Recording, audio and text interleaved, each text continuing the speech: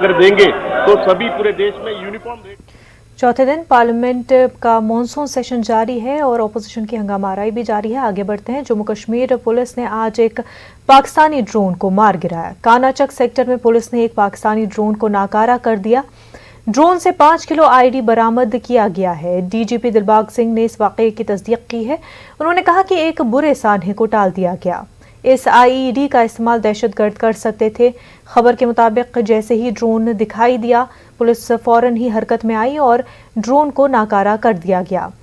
ADGP Mukesh Singh ने तफसीलात फराहम करते हुए कहा कि ये जम्मू कश्मीर पुलिस की बड़ी कामयाबी है।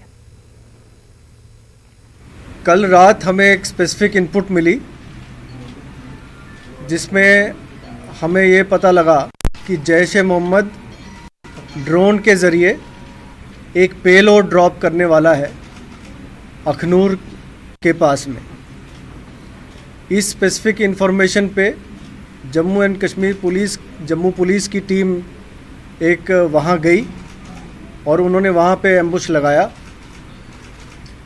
और तकरीबन 1 बजे रात को एक ड्रोन नज़र आया जिसने पेलोड को ड्रॉप करने के लिए हाइट नीचे की।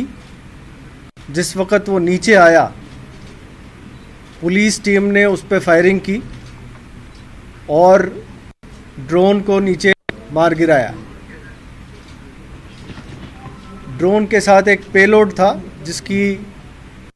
जिसका वज़न तकरीबन 5 किलो था और जो बहुत अच्छे तरीके से पैक्ड था।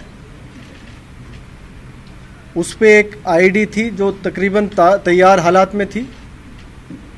सिर्फ तार जोड़ के उसको प्लेस करने की ज़रूरत थी और वो आईडी में धमाका हो जाता। ड्रोन की जो एक प्रिलिमिनरी एनालिसिस की गई है